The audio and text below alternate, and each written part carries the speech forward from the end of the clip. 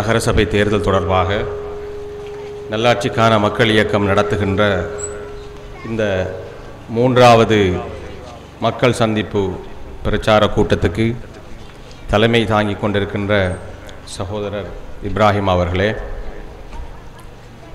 இந்த நிகழ்விலே எனக்கு முன்னர் உரையாற்றிவிட்டு அமர்ந்திருக்கின்ற ஷூரா சபை உறுப்பினர்களான ஆசிரியர் பஷீர் ஆசிரியர் அவர்களே, ஷேக் ஷபீல் அவர்களே, அதேபோல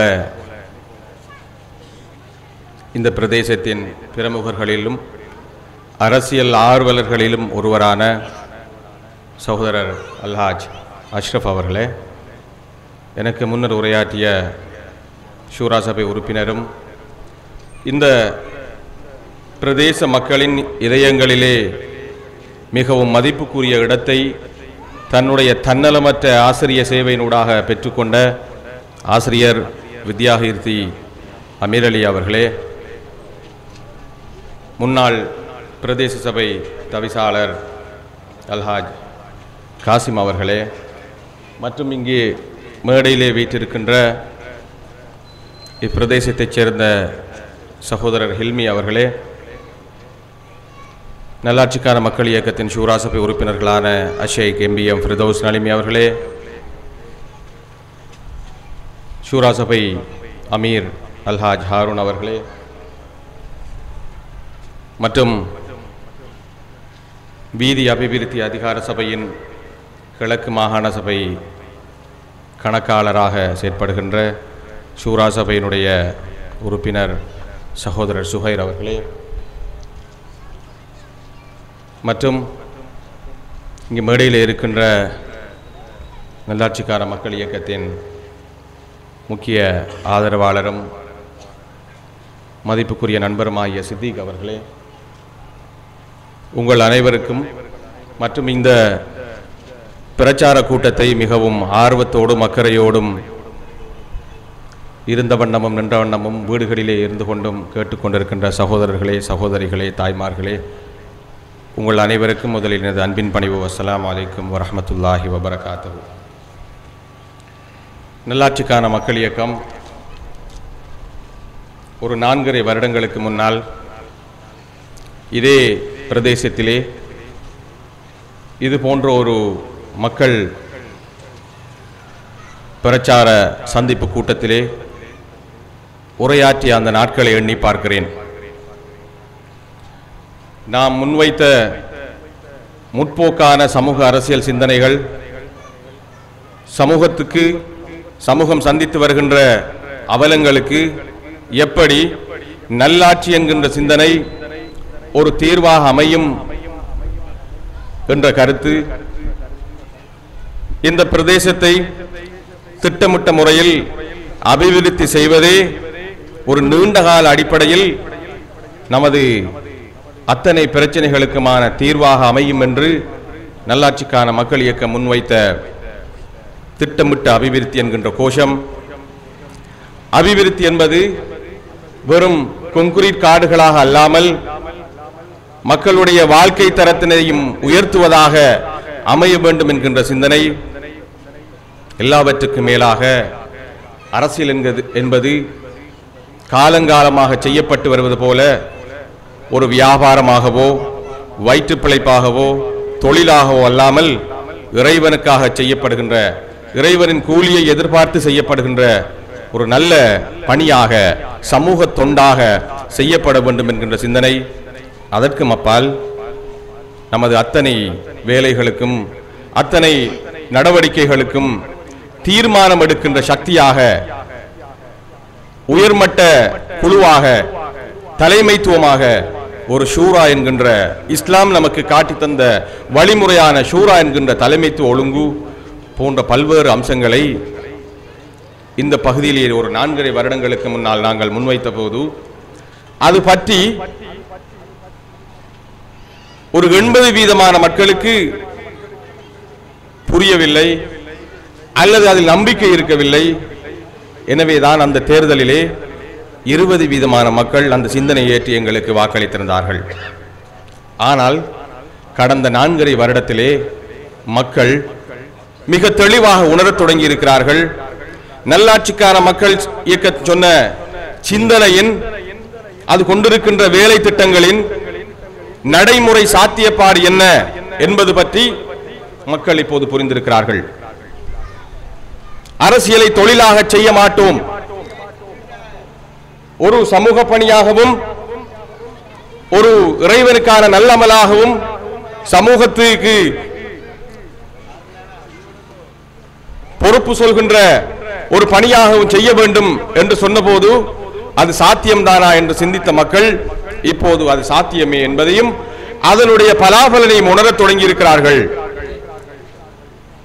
அதே போல இந்த பகுதிக்கு கிடைத்த, நமது நிர்வாகத்துக்கு கிடைத்த கோடிக்கணக்கான ரூபாய்கள் திட்டமிட்ட அபிவிருத்தி அல்லாமல் முட்டாள்தனமான வேலை திட்டங்கள் மூலமாக செலவழிக்கப்பட்ட போது எப்படி அந்த வேலை திட்டங்கள் இந்த பகுதி மக்களுடைய பிரச்சனையை தீர்ப்பதற்கும் அப்பால் மேலதிக பல பிரச்சனைகளை உருவாக்கி இறுதியில் ஒரு பேரவலமாக மாறும் என்பதையும் மக்கள் இப்போது புரிந்திருக்கிறார்கள். மேலும் சமூக பொறுப்புணர்ச்சியற்றவர்களிடமும் இறைவனுக்கு அஞ்சாதவர்களிடமும் மக்களை தேர்தலுக்காக பொய் வாக்குறுதிகளை அளிக்கின்றவர்களிடமும் அதிகாரத்தையும் பதவியையும் அளிக்கின்ற போது அதனுடைய விளைவு எப்படி அமையும் என்பதையும் மக்கள் இப்போது புரிந்திருக்கிறார்கள். சமூகத்தின் பிரச்சனைகள் வருகின்ற போது, சமூகத்தின் அவலங்கள் நேர்கின்ற போது, சமூகத்துக்காக தைரியமாக குரல் கொடுக்க வேண்டிய சூழ்நிலைகள் உருவாகின்ற போது அதனை செய்யக்கூடியவர்கள் யார் என்பதையும் மக்கள் இப்போது தெரிந்திருக்கிறார்கள். அதன் விளைவுதான் இப்போது மக்கள் சாரி சாரியாக, அணி அணியாக நல்லாட்சிக்கான மக்கள் இயக்கத்தோடு இணைந்து கொண்டிருக்கிறார்கள். அந்த இணைவின் வெளிப்பாடுகளைத்தான் சகோதரர் அஷ்ரப் அவர்கள் எனக்கு முன்னர் உரையாற்றிய போதும், அதுபோல சகோதரர் இப்ராஹிம் அவர்கள் பேசிய பேச்சில் இருந்தும், அதே போல எங்களது முன்னாள் பிரதேச சபை தவிசாளர் அல்ஹாஜ் காசிம் அவர்கள் பேசிய போதும் நாங்கள் வந்து கொண்டோம். இதைத்தான் சமூக மாற்றம் என்று நாங்கள் எதிர்பார்த்தோம்.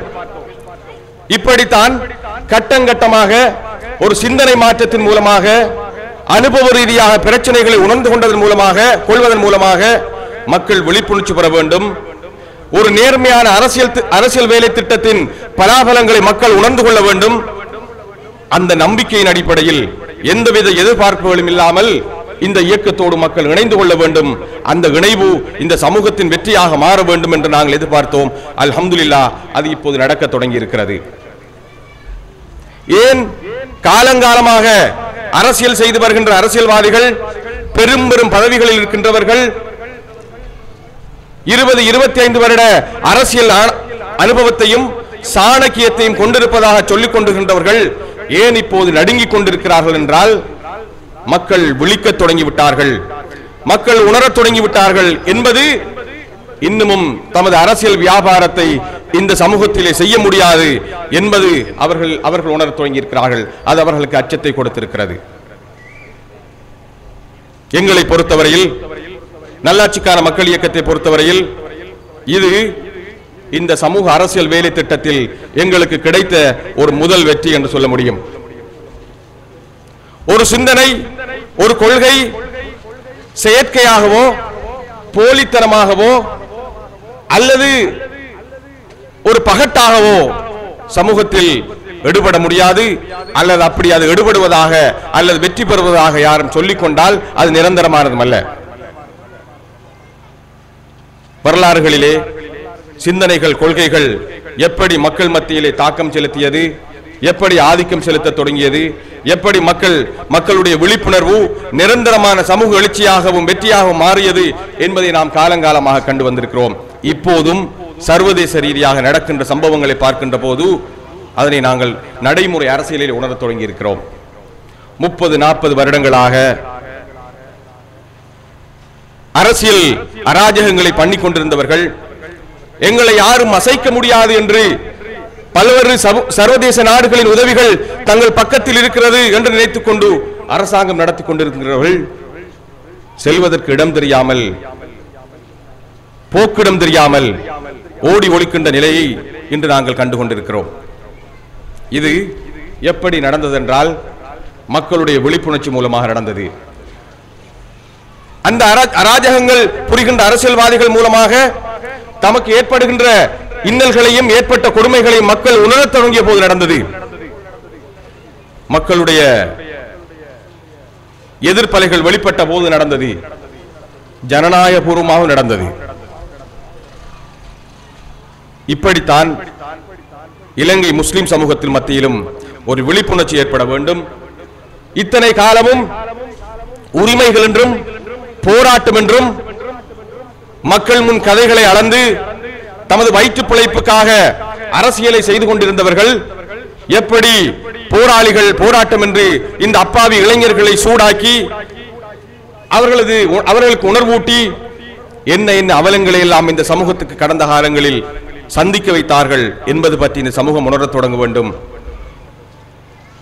மக்கள் அளித்த வாக்குகள் மூலமாக, கிடைத்த பதவிகள் மூலமாக, கிடைத்த அதிகாரங்கள் மூலமாக இந்த சமூகத்துக்கு கிடைத்த கோடிக்கணக்கான நிதிகளை கொண்டு எப்படி அவர்கள் கோடீஸ்வரன் ஆனார்கள், இந்த சமூகத்தின் நிலை மேலும் மேலும் எப்படி கீழ் நோக்கி சென்றது என்பதனை இந்த சமூகம் உணர வேண்டும். அந்த உணர்வில் மாத்திரம்தான் நிரந்தரமான வெற்றி, நிரந்தரமான எழுச்சி இந்த சமூகத்துக்கு கிடைக்கும் என்பது நல்லாட்சிக்கான மக்கள் இயக்கத்தின் வேலை திட்டமாகும்.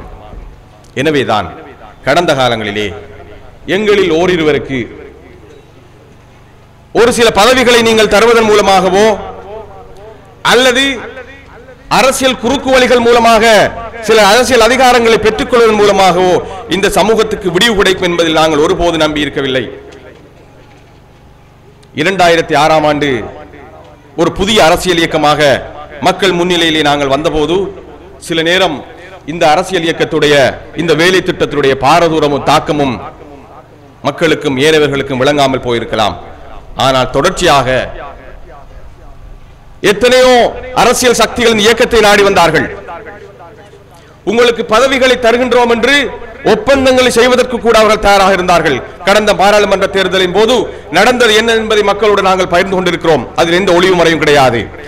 ஸ்ரீலங்கா முஸ்லிம் காங்கிரஸ் உயர்மட்டத்தோடு தலைமைத்துவத்தோடு எதை பேசினோம், என்ன நிபந்தனைகளை முன்வைத்தோம், எப்படி வெளிப்படையாக ஒரு அரசியல் பேச்சுவார்த்தை வருகின்ற போது அல்லது ஒப்பந்தம் என்று வருகின்ற போது மக்களுக்கு தெரியப்படுத்தி அதனை எப்படி வெளிப்படையாக செய்ய வேண்டும் என்பதற்கு முன்னுதாரணமாக அந்த வேலை திட்டங்களை செய்தோம். உங்களோடும் அந்த ஒப்பந்த பிரதிகளை நாங்கள் பகிர்ந்து கொண்டோம். எங்களுக்கு பதவி தருவதாக சொன்னார்கள்,